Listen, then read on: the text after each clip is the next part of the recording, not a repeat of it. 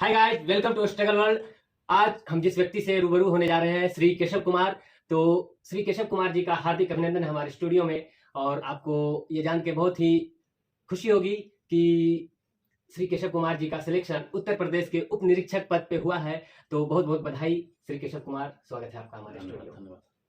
तो बहुत बहुत आपका धन्यवाद जो आप इतने अपने बिजी शेड्यूल से आप टाइम निकाल करके इस स्टूडियो में आए हैं। हमारे जो दर्शक हैं उनको मोटिवेट करने के लिए, अपना स्ट्रगल की जर्नी जो होती है, अपना आपका जो सक्सेस जर्नी है उसको बताने के लिए आप यहाँ समय निकाल के आए, उसके लिए बहुत बहुत आपका धन्यवाद। तो आप अपना एक ब्रीफ इंट्रोडक्शन देकर के कृपया लोगों को अपने बारे में कुछ बताएं।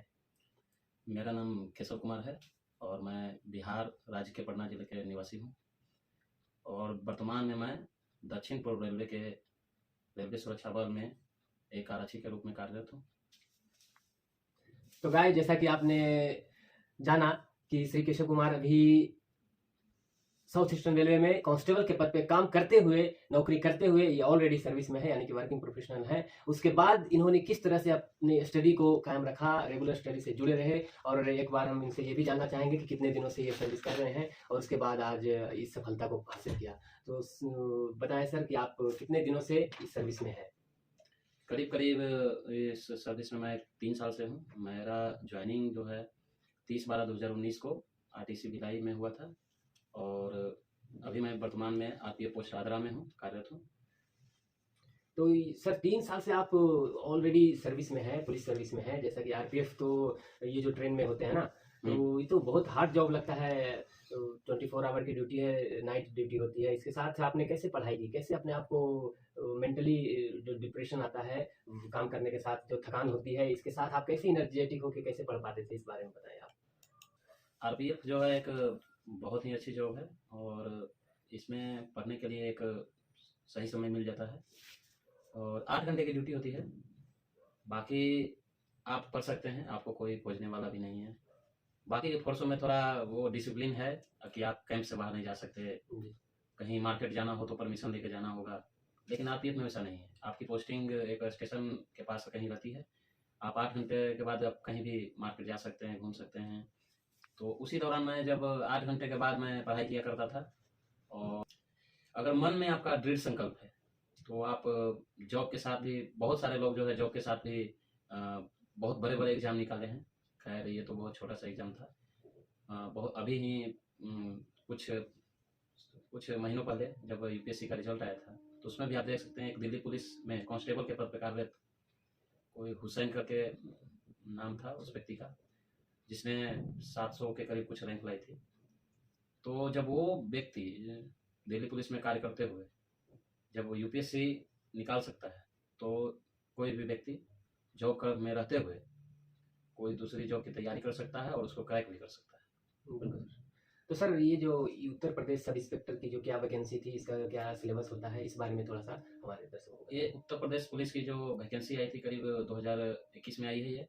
ये 9534 पद के लिए आई थी और इसका फॉर्म जो भरा गया 2 महीने दिया गया था फॉर्म भरने के लिए।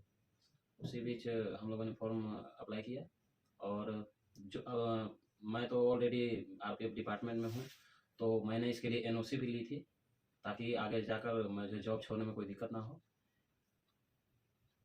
ये 9534 पद के लिए जो वैकेंसी आई थी उसमें करीब 20% जो रिजर्वेशन था महिलाओं के लिए था, महिला के लिए रिजर्वेशन था। और 3 तरह के इसमें पद थे। एक उप निरीक्षक नागरिक पुलिस, दूसरा प्लाटून कमांडर PSC में प्लाटून कमांडर, और अग्निशमन द्वितीय अधिकारी जो कि फायर सर्विसेज में होता है। तो अग्निशमन द्वितीय अधिकारी के लिए मात्र 23 पद थे और 9,027 पद सिविल पुलिस के थे। बाकी 484 पद प्लाटून कमांडर के लिए थे। तो मेरा जो चयन हुआ है उप निरीक्षक नागरिक पुलिस के लिए हुआ है। मेरी पहली चॉइस भी उप निरीक्षक नागरिक पुलिस थी, दूसरी चॉइस मेरी FSSO यानी फायर सेकेंडरी ऑफिसर थी। सर अब इस दौर में आगे बढ़ने के पहले एक बार आपका एजुकेशन बैकग्राउंड के बारे में जानना चाहेंगे। आपने कहाँ से पढ़ाई की, आपकी प्राथमिक शिक्षा कहाँ से हुई, बेसिक एजुकेशन आपने कहाँ से प्राप्त किया, उसके बाद आपकी एजुकेशन की जो जर्नी है, एकेडमिक्स क्वालिफिकेशन के बारे में थोड़ा सा बताएं।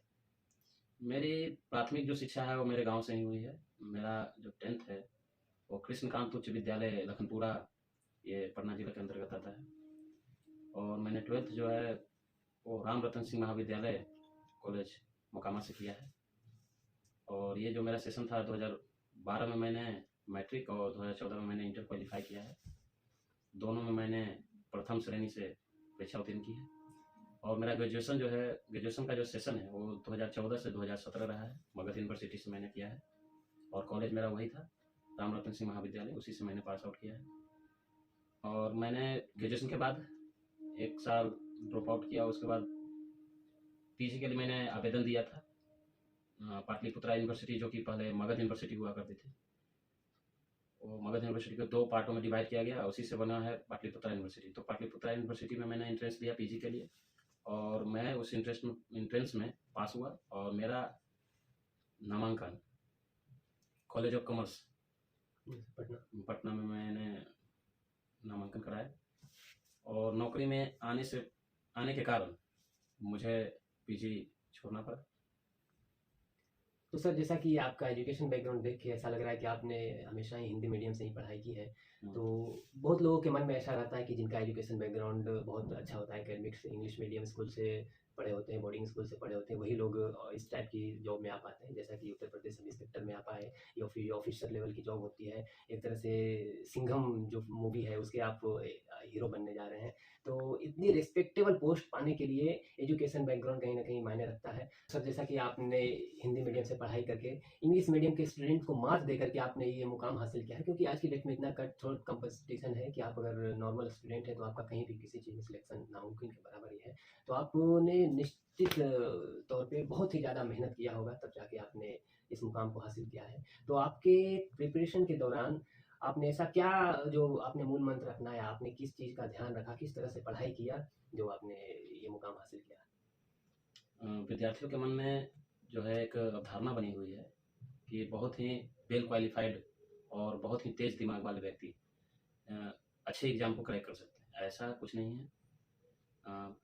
आज के डेट में जो एग्जाम हो रहे हैं, वनडे एग्जाम जो हो रहे हैं, उसमें मेहनत सबसे बड़ा चीज़ है। मैं अपना अगर बैकग्राउंड बताऊं, आपने जैसा बोला कि इंग्लिश मीडियम वाले लोग ही इस जो एग्ज़ाम है उनको क्रैक कर पाते हैं, ऐसा कुछ नहीं है। हिंदी मीडियम के, और इसमें तो एडवांटेज भी था क्योंकि 160 क्वेश्चन में 40 क्वेश्चन हिंदी का था, तो हिंदी भाषी लोगों के लिए तो ऑलरेडी एक एडवांटेज मिला हुआ था।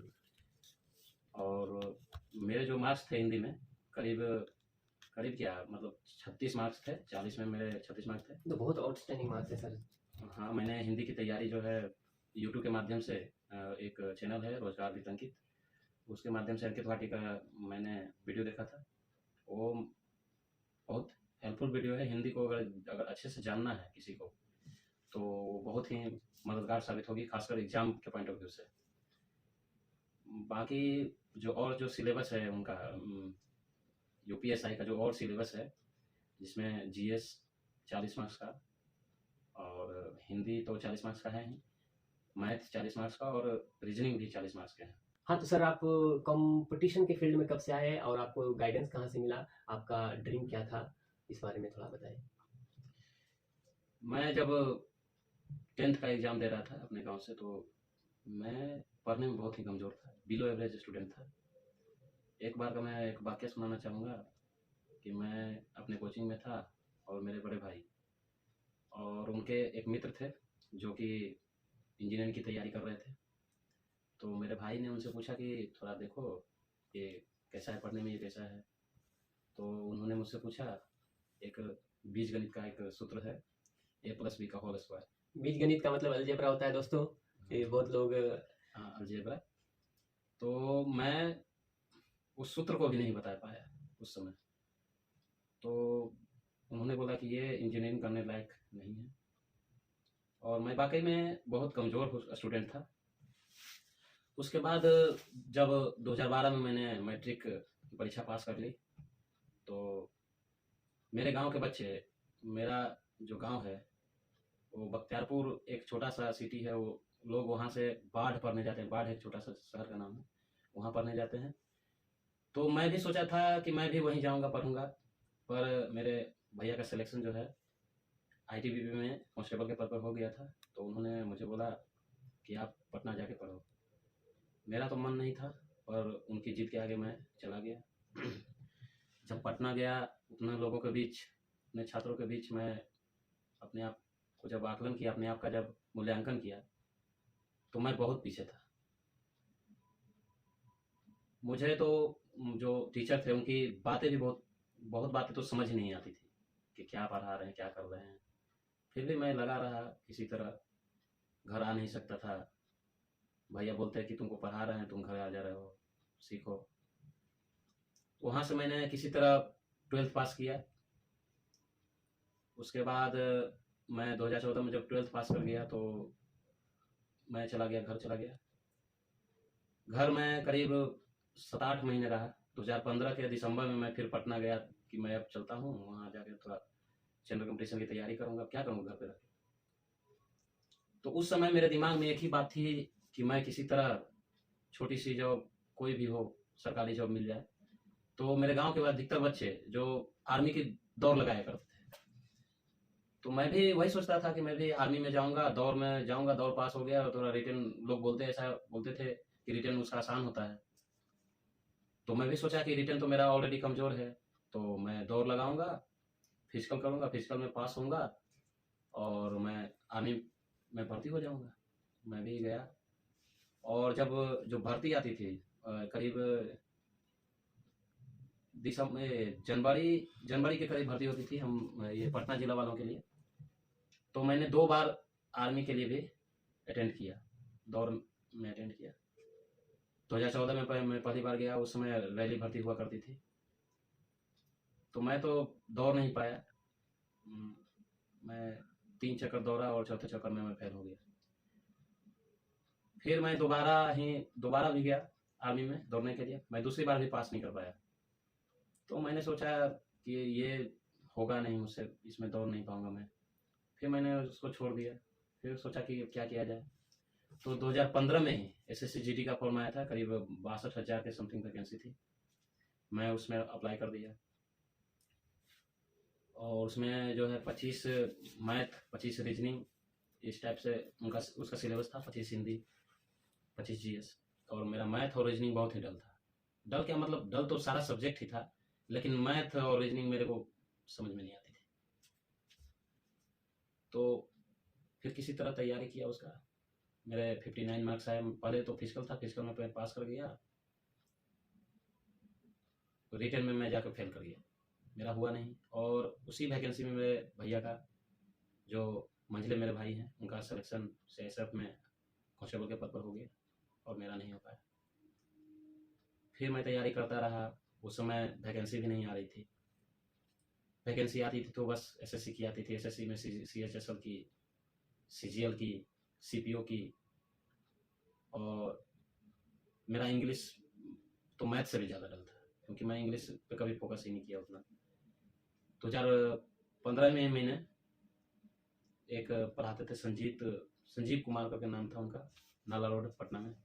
मैं उनके पास पढ़ा, पर मैं कुछ सीख नहीं पाया उनसे। बस मैं थोड़ा सा डीआई में थोड़ा सा सीखा, बाकी मैं उनसे कुछ नहीं सीख पाया, क्योंकि मुझे समझ में नहीं आता था कि वो क्या पढ़ाते थे और मैं गौर भी नहीं कर पाता था उतना। फिर मैं ऐसे ही सेल्फ स्टडी करता रहा। 2016 में मैं अप्रैल से एक कोचिंग ज्वाइन किया, जो कि कोचिंग जो था, एक मेरे भाई के दोस्त ने ही वो कोचिंग खोला था। तो मेरे भैया बोले कि जाओ, यहाँ बैठने से अच्छा है तुम जाके वहाँ पर। मैं गया और मात्र 500 रुपये फीस में मैं वो कोचिंग ज्वाइन किया। और जो मेरे टीचर थे उनका नाम सरजीत यादव, जो कि रोहतास जिले से हैं।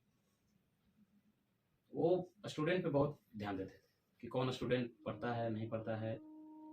टास्क देते थे, होमवर्क देते थे, कॉपी चेक करते थे, बोर्ड पे बुला लेते थे, ये क्वेश्चन है, इसका कैसे बनेगा, इसको बताओ।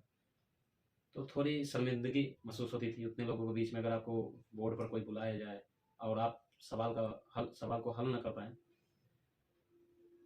तो थोड़ी शर्मिंदगी महसूस होती थी। तो मैंने सोचा कि ऐसे तो काम चलेगा नहीं, पढ़ना पड़ेगा। तो मैंने मेहनत करना शुरू कर दिया। मेरे रूम पार्टनर थे नंद किशोर झा, जो कि मैथ के बहुत ही जानकार आदमी, विद्वान आदमी थे। मैथ उन्हें बहुत अच्छी तरह से आता था। मैंने उनसे पूछना शुरू किया। रूम पे मैं जाता था तो उनसे पूछता था। वो उनके एब्सेंस में मैं लॉज में अन्य व्यक्ति थे जो तैयारी कर रहे थे, उनसे पूछता था। वहाँ से भी नहीं बना तो मैं टीचर से पूछता था। धीरे धीरे धीरे धीरे मुझे समझ में आने लगा। मैं मैथ सीखता चला गया और मैथ सीखने में मेरा जो सबसे योगदान जो रहा, अनंत किशोर झा का रहा, मेरे रूम पार्टनर। वो मुझे समझाते थे छोटी छोटी सी बात। माइनस प्लस में भी मैं अगर गड़बड़ा जाता था तो वो भी मुझे वो समझाते थे, और कभी मेरा मोराल जो है डाउन नहीं होने दिया।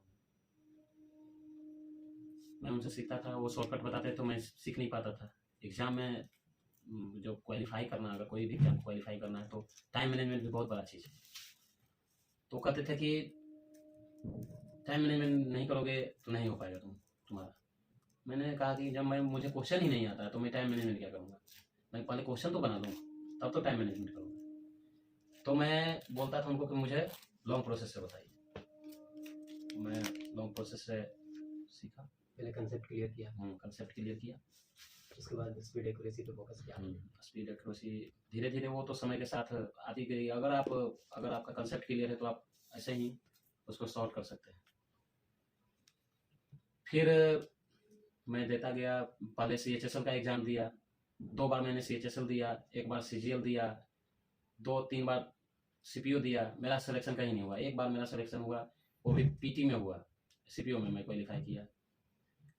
उसके बाद 2000 उस समय SSC की ही वैकेंसी आती, तो मैंने इंग्लिश पे भी थोड़ा फोकस किया कि मैं इंग्लिश पढ़ लेता हूँ, कोई वैकेंसी तो आ नहीं रही है। तभी 2018 में जो है रेलवे का फॉर्म आया। रेलवे में ALP and technician, railway group D, RPF, constable and SI, ये सब सारी वैकेंसी आई।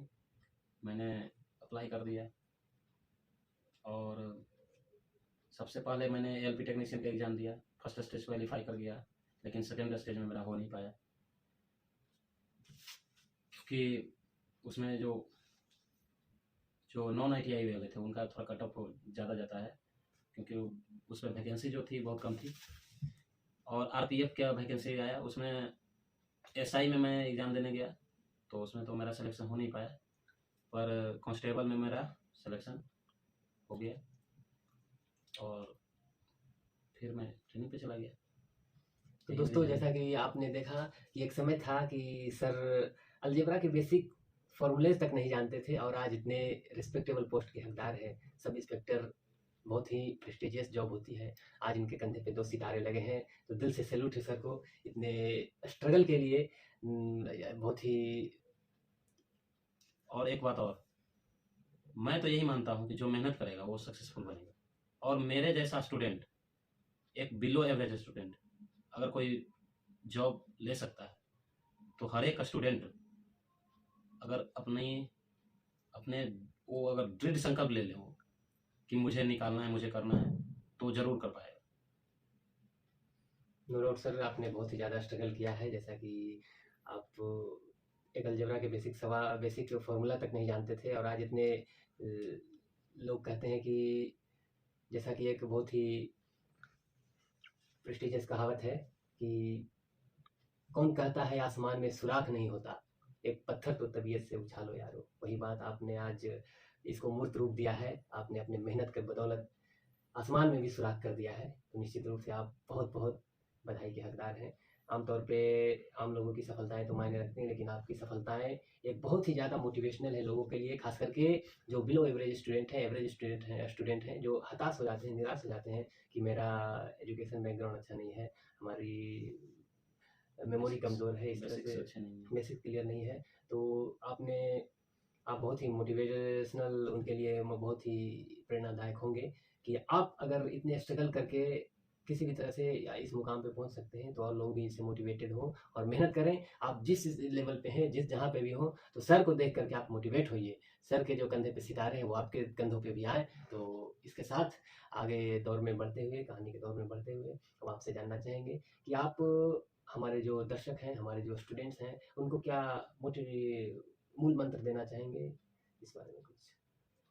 सफलता का एक ही मूल मंत्र है, वो है मेहनत और सही दिशा में मेहनत। मेहनत तो एक मजदूर भी करता है, उससे ज़्यादा मेहनत कोई नहीं करता है, लेकिन वो सबसे ज़्यादा सक्सेसफुल नहीं है। तो आप मेहनत करें, सही दिशा में करें, और आप देखें कि हम किस में बेहतर कर सकते हैं, आप वही कार्य करें। आप पहले सिलेबस को देखें, अगर वो सिलेबस आपके अकॉर्डिंग है तो उसी पे ज़्यादा फोकस करें। और सर ये जो डिप्रेशन से कैसे बचे, डिस्ट्रैक्शन से कैसे बचे? आजकल के जो स्टूडेंट हैं, खास करके जो ये जो आजकल का मोबाइल जो है इतना डिस्ट्रैक्ट करता है लोगों को, एक साथ बैठ के 4 घंटे पढ़ने ही नहीं देता, टेबल पे टिकने ही नहीं देता, टेबल चेयर पे। तो वो डिस्ट्रैक्शन से बचने के लिए आपने क्या किया? डिस्ट्रैक्शन तो होता है, लेकिन हाँ, शुरुआत में डिस्ट्रैक्शन होता है। जब आप दृढ़ संकल्पित होकर आप जब लग जाते हैं आप, तब आपके अंदर से सेल्फ मोटिवेशन आएगा कि हमें कुछ करना है, हमें कुछ करना है, हमें कुछ करना है। तो फिर और डिस्ट्रैक्शन आपको कुछ कर नहीं पाएगा। और आप जब अंदर से आप मोटिवेटेड हैं तो आपको कोई रोक नहीं सकता। ये मोबाइल क्या, और भी बहुत तरह की डिस्ट्रैक्शन है, लेकिन कोई रोक नहीं सकता जब आप सेल्फ मोटिवेटेड हो। सर तो आपका बैकग्राउंड हम जान लेंगे। अभी आप जिस सर्विस में, उसके बारे में आपने बता दिया। अब आपकी जो फ्यूचर प्लानिंग कुछ है उस बारे में बताइए, आपका फ्यूचर में क्या प्लानिंग है? फ्यूचर में तो यही प्लानिंग है कि एक बार मेरी इच्छा है कि मैं बीपीएससी का पेपर दूं, वो भी तैयारी के साथ। अगर मुझे इस जॉब में उत्तर प्रदेश पुलिस में सब इंस्पेक्टर के पद पर मैं जो जा रहा हूँ, उसमें अगर मुझे समय मिलेगा तो मैं ज़रूर एक बार बीपीएससी देना चाहूँगा, वो भी तैयारी के साथ। तो सर आपने और इसके अलावा कहाँ-कहाँ सफलताएँ हासिल की है? कौन-कौन से एग्ज़ाम दिए? किस-किस में आपका सिलेक्शन हुआ? इस बारे में एक बार बताएँ। इससे पहले मैं सबसे पहले जो मेरा चयन हुआ था उत्तर प्रदेश पुलिस में ही आरक्षी के पद पे हुआ था, और फिर दूसरी बार भी चयन मेरा उत्तर प्रदेश पुलिस में कांस्टेबल के पद पे हुआ, और उसी समय में मेरा चयन एसएससी जीडी, जो कि मैं 2015 में उसमें पास नहीं हो पाया था, मेरे 59 मार्क्स आए थे। और दूसरी बार मैं जब 2018 में जब एसएससी जीडी का एग्ज़ाम दिया, तो उसमें मैंने आउट ऑफ 100 93 मार्क्स 93 मार्क्स का स्कोर किया। तो सुपर से भी ऊपर मार्क्स है सर। हाँ, और तो उसमें मेरा सिलेक्शन जो था, उसमें एक पोस्ट आती है एसएसएफ, सेक्रेटेरिएट सिक्योरिटी फोर्स के पद पर हुआ था। पर मेरे पिताजी की दिली ख्वाहिश थी कि मैं रेलवे में जाऊं, इसलिए मैंने रेलवे सुरक्षा बल को ज्वाइन करने का फैसला किया और मैं इधर आ गया। उसके बाद मैंने तैयारी की, और मेरे पिताजी का ख्वाहिश था कि मेरे दोनों भाई जो है ऑलरेडी जॉब में हैं, वो भी सिपाही के पद पे हैं, तो उनकी एक ख्वाहिश थी कि कोई बेटा जो है एक ऊँचे रैंक में जाए। और मेरी भी इच्छा थी कि मैं थोड़ा सा रैंक मेरा ऊँचा हो, पैसा कोई मैटर नहीं करता है। तो इसी के लिए मैंने तैयारी शुरू की, और भगवान की इच्छा थी, मेरा सिलेक्शन उप निरीक्षक नागरिक पुलिस के पद पर हो गया। जी सर, तो जैसा कि लोगों का सपना होता है सरकारी नौकरी में जाने का, सरकारी नौकरी हासिल करने का, और आपने एक नहीं, न सिर्फ एक, बल्कि आपने 5-5 सरकारी नौकरियां हासिल की हैं। इसके लिए भी आपको पुनः-पुनः बधाई। ये 2 बार सब इंस्पेक्टर, 2 बार आप जैसा कि बताया कि उत्तर प्रदेश पुलिस में कांस्टेबल के पद पे हुआ, एक बार एसएससी जीडी में आपने फाइनल किया, 3 एग्ज़ाम हो गए, फिर आरपीएफ में चौथी सफलता है, और 5वीं सफलता और सबसे बेहतरीन शानदार सफलता आपकी अब तक की, आप उत्तर प्रदेश पुलिस में सब इंस्पेक्टर यानी कि बतौर सिंघम के पद पे आप यहाँ पे सिलेक्ट हुए हैं। और उम्मीद करते हैं कि बहुत जल्द आप एसडीएम बन के देश की सेवा में अपना सर्वोच्च योगदान दें। इसके लिए भी आपको बधाई। तो अब सर, हमारे जो दर्शक हैं, वो हर किसी के मन में एक होता है कि जैसा कि आपकी कोई गर्लफ्रेंड थी, आपकी कोई महिला मित्र थी, आपकी शादी का क्या प्लानिंग है? इस बारे में थोड़ा बताएं। मेरी तो ऐसे कोई महिला मित्र थी नहीं, पर एक एज होता है, और वही एज में लोग जो है कोई उस ओर चला जाता है, कोई इस ओर चला जाता है। मैं भी सोचता था कि मेरी कोई एक गर्लफ्रेंड हो, लेकिन मुझे इन सब चीज़ों से समय ही नहीं दे पाता था कि मैं उन चीज़ों के लिए टाइम निकाल पाऊँ। तो मेरी तो कोई ऐसी महिला मित्र रही नहीं है अभी तक। ये बात सुन के हमारे कई दर्शकों लेकिन के हाँ, एक बात मैं बताना चाहूँगा कि ऐसा ज़रूरी नहीं है कि जो सक्सेसफुल है उनकी कोई कभी महिला मित्र नहीं रही होंगी। तो पढ़ते हुए, पढ़ाई करते हुए हर कोई बोर हो जाता है, और आप जैसे कि सर्विस करते हुए तैयारी कर रहे थे उत्तर प्रदेश सब इंस्पेक्टर के लिए, तो आप भी बहुत बार बोर होते होंगे, बोरियत महसूस होती होगी। तो आप इससे निकलने के लिए क्या करते थे? कोई आपकी हॉबी जो स्पेशल आप करते थे? हाँ, मेरी हॉबी है संगीत सुनना, वॉलीबॉल खेलना, क्रिकेट खेलना, और आजकल तो ट्रेंड में है शॉर्ट वीडियोज़ देखना। यही सब मैं देखा करता था अपने मनोरंजन के लिए।